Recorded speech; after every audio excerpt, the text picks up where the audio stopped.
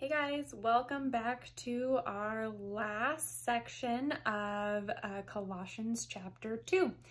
Madison and Carrie did a great job of opening the chapter and outlining it and laying out context and different things like that. So we're gonna finish it up today. I know it's short and it's only Wednesday, but we got some cool stuff in store for you tomorrow. And then on Friday, we're gonna go live, talk through your questions, and just kind of like we did last week, talk with each other, but we also wanna include you guys in on that conversation. So send in your questions, send in your comments. We would love to address those and talk through them with you.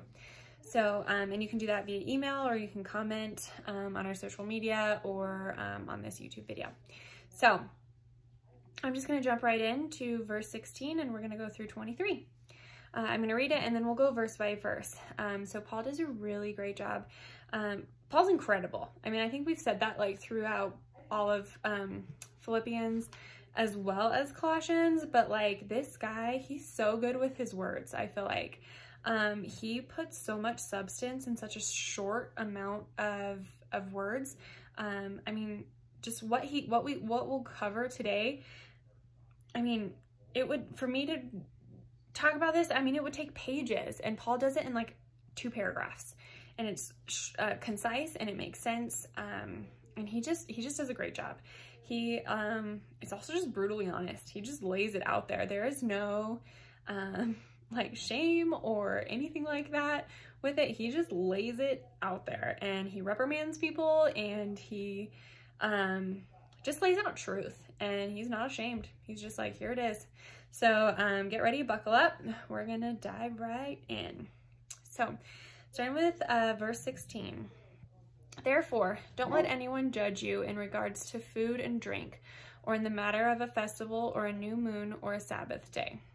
These are a shadow of what was to come. The substance is Christ. Let no one condemn you by delighting in ascetic practices and the worship of angels, claiming access to a visionary realm.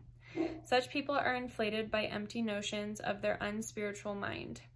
He doesn't hold on to the head, from whom the whole body, nourished and held together by its ligaments and tendons, grows from the growth of God. If you died with Christ to the elements of this world, why do you live as if you belong to the world? Why do you submit to regulations? Don't handle, don't taste, don't touch. All these regulations refer to what is destined to perish by being used up. They are human commands and doctrines. Although these have a reputation for wisdom, by promoting self-made religion, false humility, and severe treatment of the body, they are not of any value in curbing self-indulgence. So we're gonna go verse by verse because that's a lot. I think like the first time I read through it, I was like, okay, yeah, that makes sense. But then diving in a little bit more, I was like, holy smokes. Like there's a lot in here, and a lot of stuff like I didn't understand, and so learning about it was really cool. So starting in verse 16, therefore don't let anyone judge you in regards to food and drink, in the matter of festival or a new moon or on the Sabbath day. So basically Paul's just talking about like, hey, because Jesus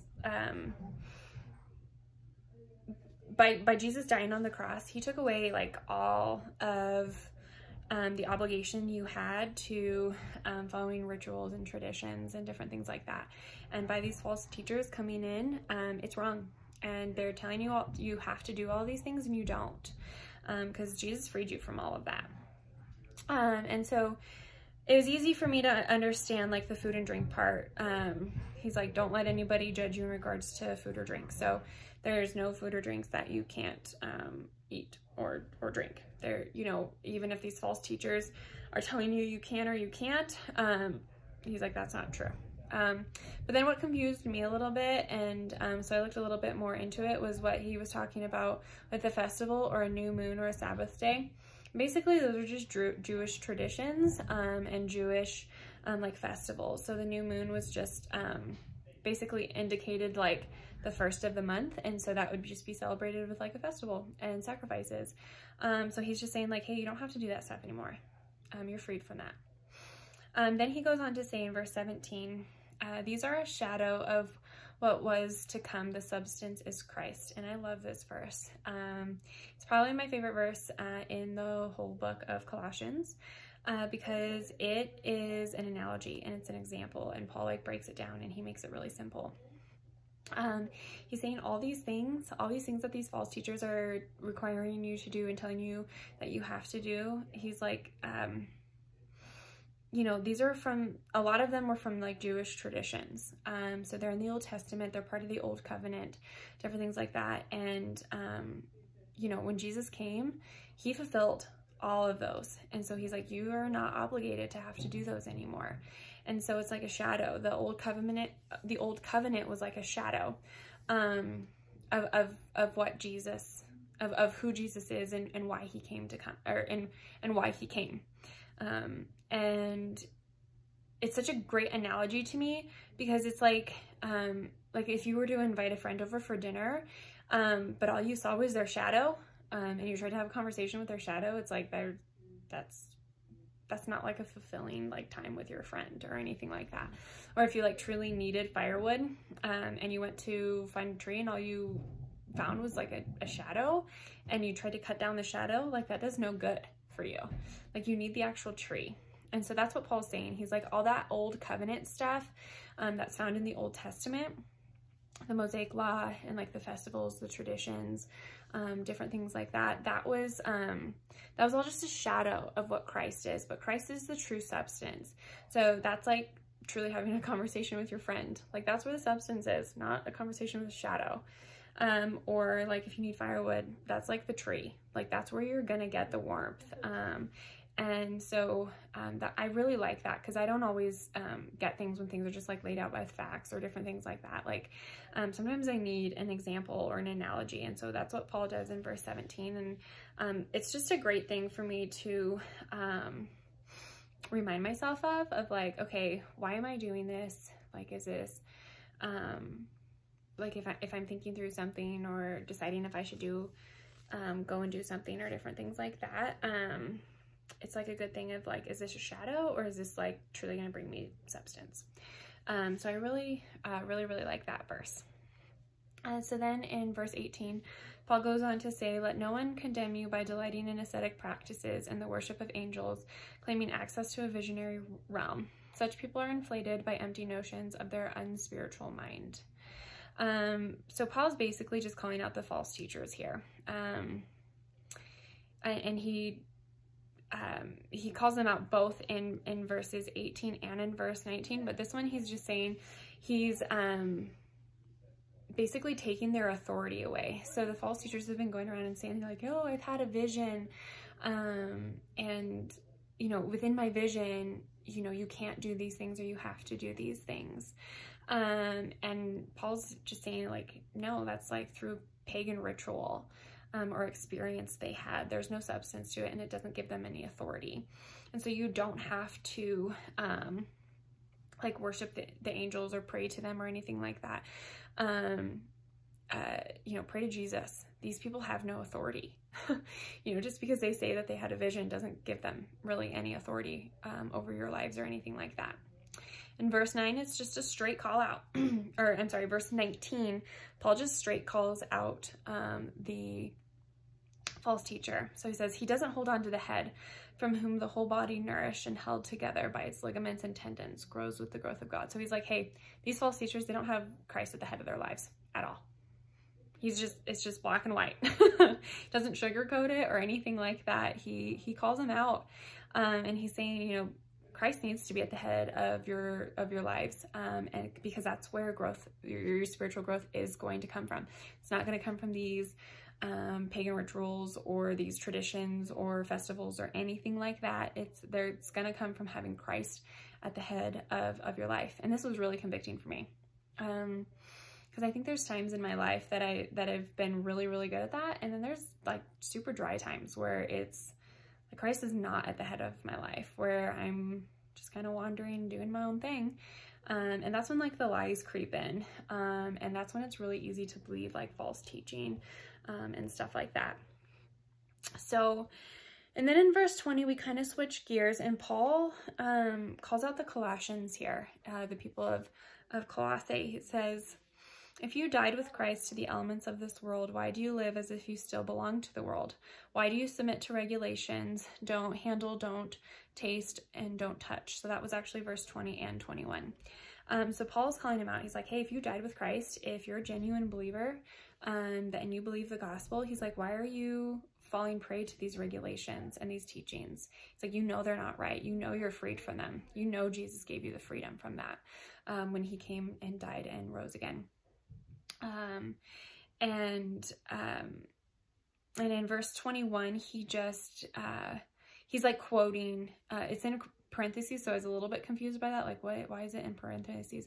But he's quoting like the false teachers. So he's just saying like, if you're submitting to their regulations of don't touch this or don't eat that or don't taste this, and he's like, and you don't have to. He's like, why are you if you truly, you know, gave your life to Christ, and you know, have him at the head of your life. So then in verse 22, he goes on, all these regulations refer to what is destined to perish by being used up. They are human commands and doctrines. Verse 23, although these have a reputation for wisdom by promoting self-made religion, false humility, and severe treatment of the body, they are not of any value in curbing self-indulgence. So he's talking about the regulations, and he's calling the regulations out now of like, hey, these are just a show. These are just like to make yourself look spiritual. Like, oh, I'm not going to eat this food or whatever because the teacher says that I'm not supposed to. I'm so spiritual. And Paul's like, no, like you're not. Like it's just a show. He's like, you're putting your confidence in these rituals and these teaching, or in these teachings from the false teachers, and you're putting your confidence in them when your confidence should be in Christ. And you know, stop making yourself try to look good with all these rituals because it's false, and they're of the world, and they're not.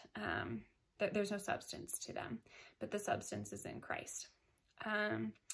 So that's basically how he ends chapter 2.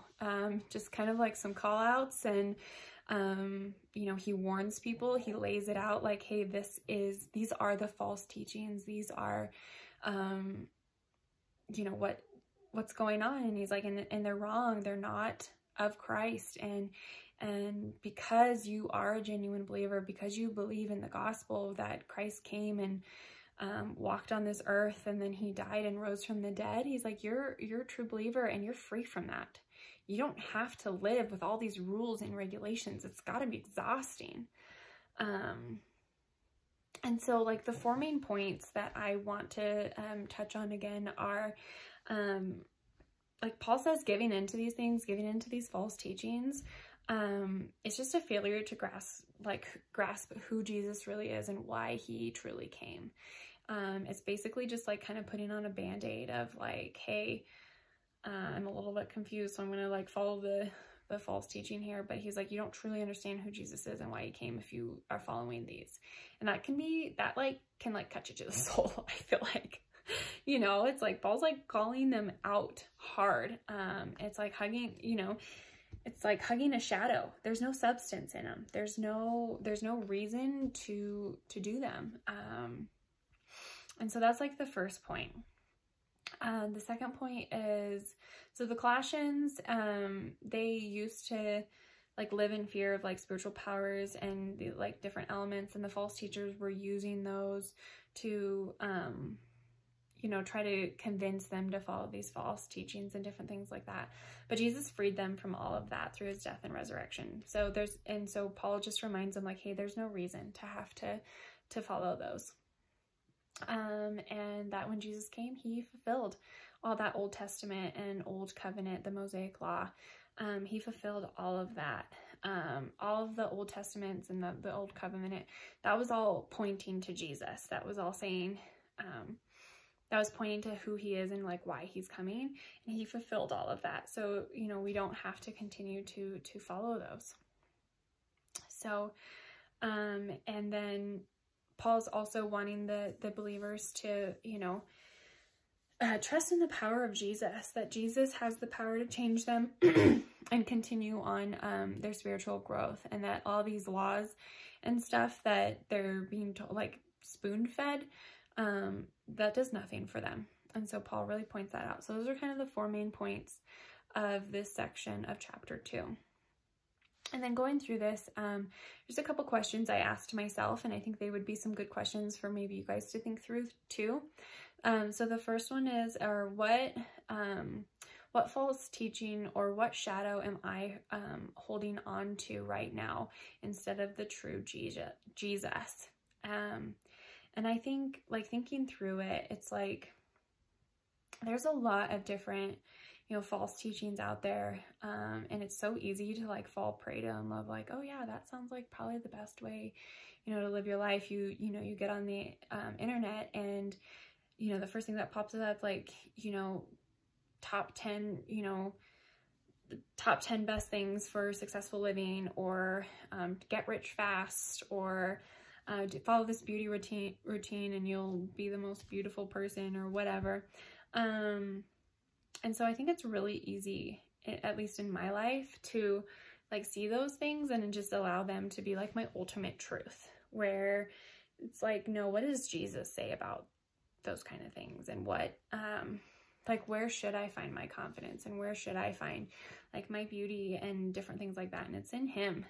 But it's so easy for our culture to just kind of like slip their little lies in our lives, and then we depend on that, or at least I depend on that, and it becomes my truth. And so, which kind of led me to my next question was, what's something I can do every day to make Jesus the head of my life? And I mentioned this a little bit earlier, but it's like, sometimes I'm great at it. Sometimes I'm in the Word, and, you know, Jesus is the head of my life, but there are times where he's not. And so, like, what is an easy thing to do? And it's like, especially during this quarantine, there's like literally no excuse. Like, we literally can't leave our houses.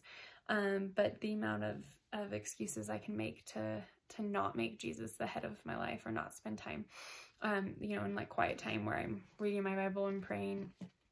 And so, and there's so many different things out there. There's apps, and there's, you know, Bible studies, and there's groups, and there's just all kinds of different things that you can do. And so I think for me, like, one thing, it was a good reminder of like, no, I do need to get back to just like reading my Bible every day and praying, and making sure that, you know, I have that time with Jesus. I connect mostly with Jesus, you know, in nature. So I live out on Snake Ridge, and, you know, I'm lucky to be able to like ride horses and different things like that. And so it's like, I can go for a ride, and just being able to like ride a horse and spend time with Jesus is like, it like fills my soul. And so it's doing this stuff like that, like very intentional, to make sure that Jesus is the head of my life. And then my last question that I kind of thought through are like, is there anything that I can implement from, you know, Paul's, from these 2 paragraphs, of Paul's teaching, that I can implement right now, like with all this craziness going on with the corona. And I think there are, you know, we're bombarded with all sorts of different messages, social media, and, you know, the news, and friends and family, and there's just all kinds of like messages coming at us in this time. And I think as long as we ultimately have like Christ at the center of our lives, and like that, and leading us, and we are, you know, filtering things through, like, is this a shadow, or is this truly Jesus? Is this like true substance?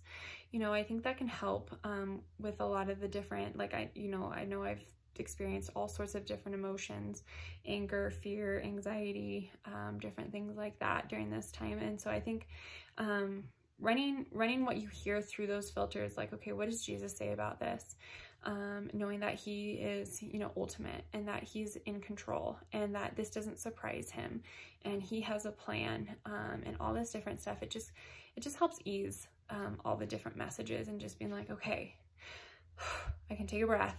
Like, I know God's got this, even though I don't understand it. You know, even, you know, I don't understand this, and, you know, we don't necessarily have a solution. We don't know the end, but Jesus does. And so it's going to be okay. And it's so hard. It's so hard to believe that. But I think it's a good thing to remember. And then just also just clinging to Jesus in this time, and making sure that he is the head of our lives, is huge. And that's ultimately what's going to sustain us and give us our confidence through this. So anyways, that's all I have for you guys today. Thanks for tuning in. Just a couple of notes. We would love to hear from you. We're going to go live on Friday. I think I mentioned that earlier, but we want to talk through your questions with you. And if you have any thoughts or comments, so please reach out to us. Put it on our, you can put it on our social media. You can email or text it in or whatever, and we will talk through that with you. On Friday, we're going to go live. So we're really excited about that. And then also, if you're wanting more, and wondering like where we're getting our content from for this, we've been using the ESV Study Bible, which is fantastic. It breaks down each verse and gives like context and like what the meaning of words are, and just different things like that. So that's been super great. And then also, the Bible Project, it's a podcast. They do all kinds of different things. They study, they're incredible, the amount of information that they have. So look them up as well if you're wanting more. They do a great job of talking about things very up here, very intellectually, and then also bringing it down so that you know, it's very attainable and understandable. So those are just some resources, and we'd love to hear from you guys, and thanks for tuning in. We'll see you soon. Bye.